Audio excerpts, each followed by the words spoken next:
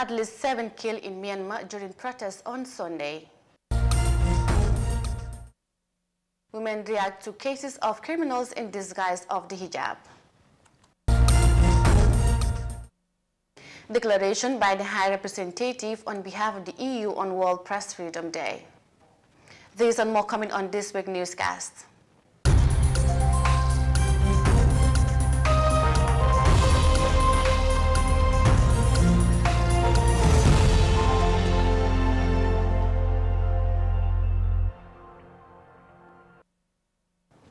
Good evening, you're watching this week's newscast with me, Mariama Cham, and thanks for joining us. At least 7 people were killed in Myanmar during protests on Sunday. Protesters could be seen marching down the streets of Yangon as strikes continue across Myanmar for more than 3 months after the military junta seized power. More in this report. Myanmar security forces opened fire on some of the biggest protests against military rule in days, killing 7 people 3 months after a coup plunged the country into crisis.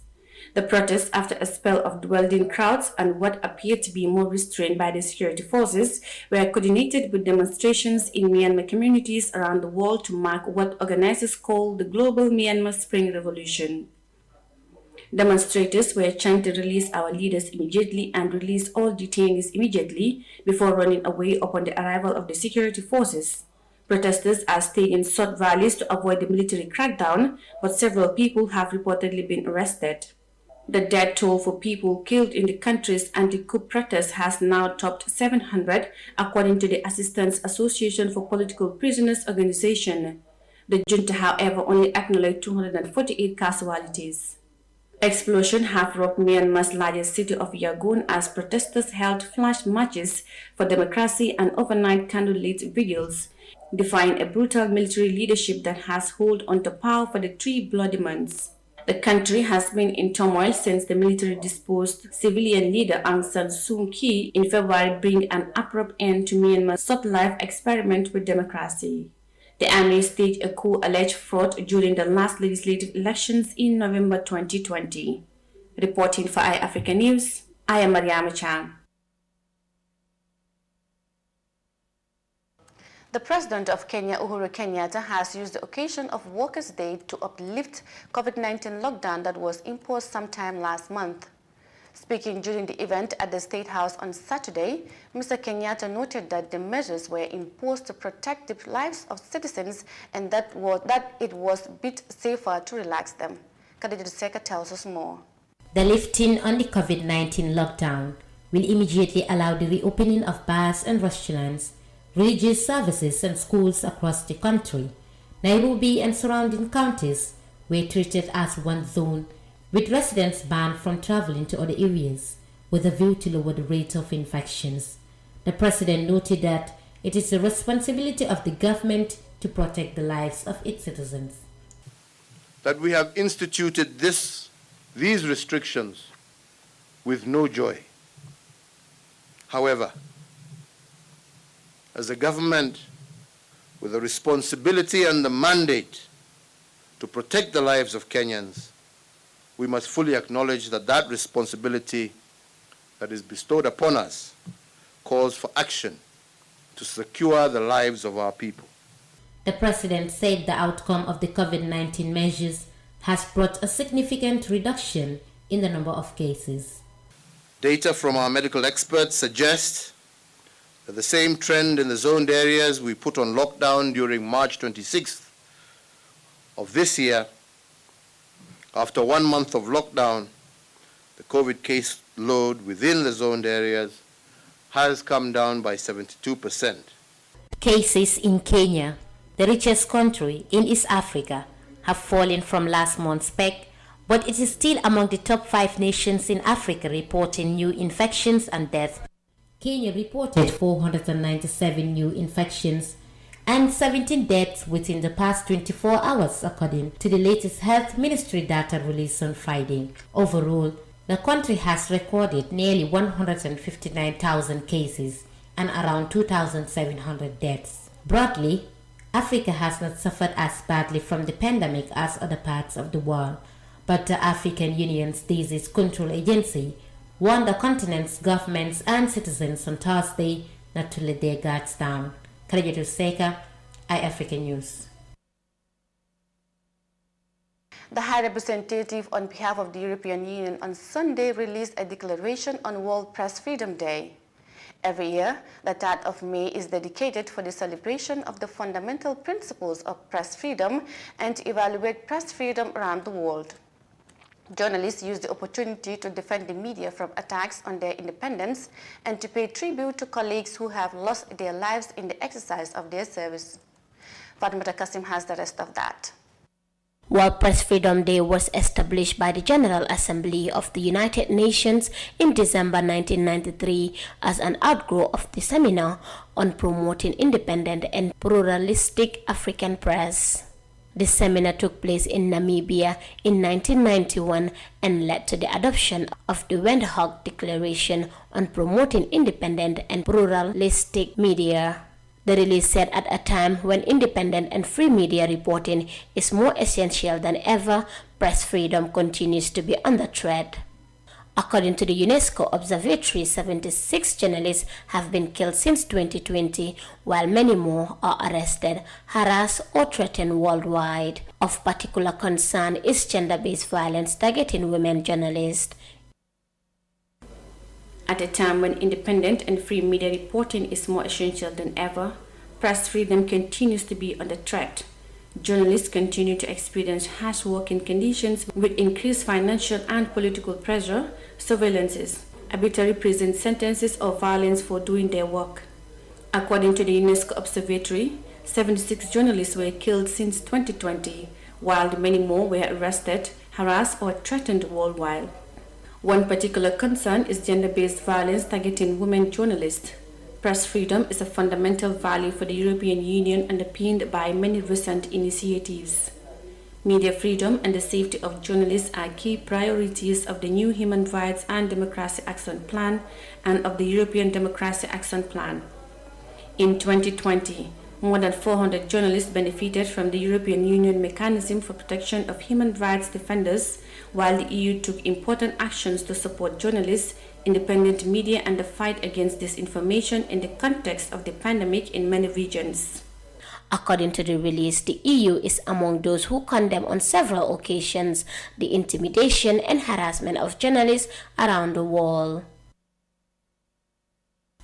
The EU condemned on several occasions the intimidation and harassment that independent journalists suffer in countries around the world. The EU, including through its Special Representative for Human Rights, has continued to engage with persecuted independent journalists and intervene in support of detained journalists and bloggers. EU delegations are the voice of the EU on the ground. They have closely monitored court proceedings against journalists, spoken out against the repression of human rights defenders and media workers, and raised concerns with national authorities over the proposed communication, media, information, and broadcasting legislation. The declaration further stated that the European Union is determined to do more in holding the major platforms accountable to make their system fairer, safer, and more transparent. The EU is determined to do more in Europe and abroad. The EU will continue coordinating with international organizations and mechanisms and pioneer new approaches. One example is the European Commission's proposal for Digital Services Act, aimed at holding the major platforms accountable to make their systems fairer, safer, and more transparent. We will also continue our action to continue disinformation and seek with all partners effective means to support sustainable business models for independent media. Freedom of the press is a cornerstone of democratic society, which can thrive only if citizens have access to reliable information and can make informed choices. Press freedom means security for all. Article 19 of the 1948 Universal Declaration on Human Rights guarantees the right to freedom of opinion and expression, which includes the right to hold opinions, to seek, receive, and impart information and ideas through any media and regardless of frontiers. For iAfrica News, I am Fatoumata Kasim. Concerned Muslims who wear the hijab have reacted to crimes of people who disguise as pious people under the cover of the hijab. This vox pop at the Serekunda markets, several ladies emphasized the wearing of veil as a religious requirement and that whoever is misinterpreting the image will surely be exposed. Binta Fati has the rest of that. Hijab wearing is one of the most common identity of female Muslims in the Gambia, and it cuts across the population, especially during the month of Ramadan. Despite its religious significance, the dress code is being used in certain instances by criminals in disguise of good Muslims to commit crimes such as theft. Walking along the streets of the Serekunda market, I asked the view of some young women about the recent wave of theft allegations on supposedly disguised members of the society under the cover of the hijab. Allah said in the Quran, there will be people who would dress like Muslims when they are not Muslims. They just do evil just to defame Islam. This is bad as it tarnishes the image of those putting on the hijab. Moreover, it is going to discourage others who might want to put on the hijab because they will think that people will call them thieves at the market. So I will advise them to stop it because our image will be tarnished at the end.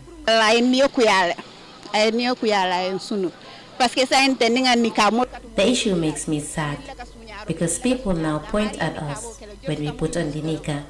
They would say, these are the people who steal. The person puts on the nikah just to use us and blame us. It really makes us sad. Maybe the person is not even a Muslim. She just used the hijab just to go and steal. That's why they have been exposed. You know, sometimes some of them are not hijab. They just put it on to do evil things. Look at it. It's not nice because there are people doing hijab for the sake of Allah. For others, they are just doing it just for bad things because the veil is big. Even if you steal something, people will not know it.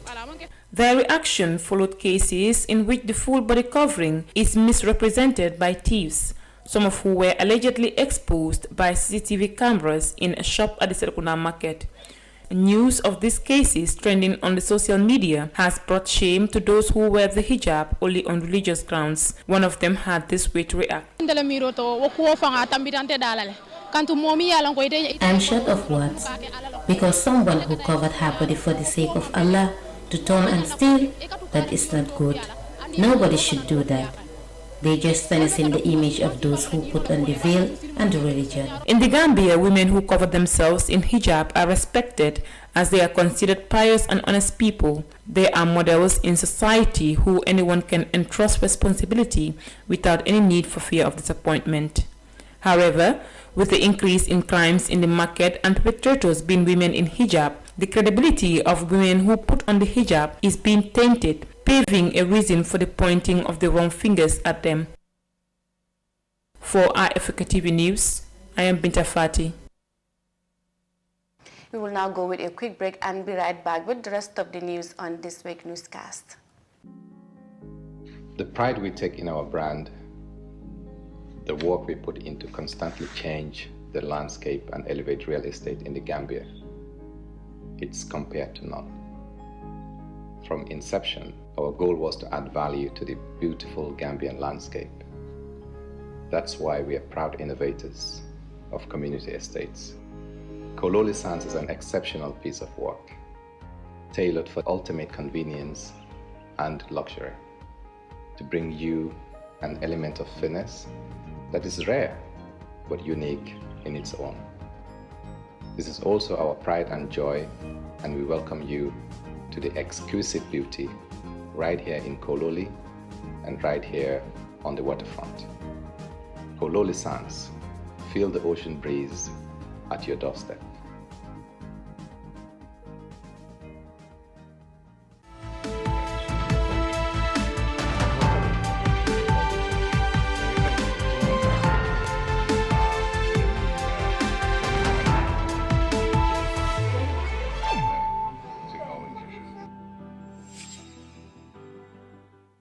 Workers were seen transporting bodies of patients who died of COVID-19 into a mass cremation site in Delhi on Saturday. The founder of the organization that is helping to facilitate cremation for patients, says he has never seen such a large number of cops in his life. Relatives of those being cremated could be seen weeping and mourning their loved ones for whom they did not get a chance to hold a proper funeral. Fatimata Kasim has more in this report. COVID-19 continues to run rampant in India as the country's healthcare system reaching breaking point and new daily infection records are being broken almost daily. The country has registered more than 19 million cases of coronavirus with more than 212,000 deaths with the disease, according to data compiled by Johns Hopkins University. Jitendra Singh Shanti, founder of the organization Sahid Bangat Singh Sawal Dal that is helping to facilitate cremation for COVID-19 patients, said he has been part of many disaster rescues in the past but has never seen such a number of corpses before. I have been part of many disaster rescue in the past, in Kashmir, Uttarakhand, Nepal and other places, but such a large number of families and relatives of corpses I have never seen anywhere. Indian hospital, morgues and crematoriums have been overwhelmed as the country has reported more than 300,000 daily cases for more than 10 days straight. Many families have been left on their own to scramble for medicine and oxygen. Singh said now that their country is facing big calamity, this is the time for them to show loyalty to the nation as it is now or never. He questioned if they cannot work now for their country, then when are they going to work? There is no difficulty in doing this job. If we can't do it for our country, when are we going to work? Our country is facing big calamity, so there is no difficulty with this job. We are working from our hearts. Till the end of COVID-19, we will continue doing this work, even if we have to lose our lives. He said during the last year's COVID-19 pandemic, they had to perform last rites for over 900 bodies, in which his entire family was COVID positive, including himself. India's new coronavirus cases dipped marginally on Sunday, but deaths due to the infection jumped by a record 3,689, with one more state going into lockdown as the nation's quirky healthcare system is unable to cope with a massive caseload. Authorities reported 392,488 new cases in the previous 24 hours to push total cases to 19.56 million so far. The virus has killed more than 215,444 people. Nearly 10 Indian states and union territories have imposed some form of restriction, even as the federal government remains reluctant to impose a national lockdown. Other states have either imposed night curfews or weekend lockdowns. For iAfrica News, I am Fatimata Kasim. Well, that report brings us to the end of this week's newscast. I am Mariama Cham. Thanks for watching and do have a great week ahead.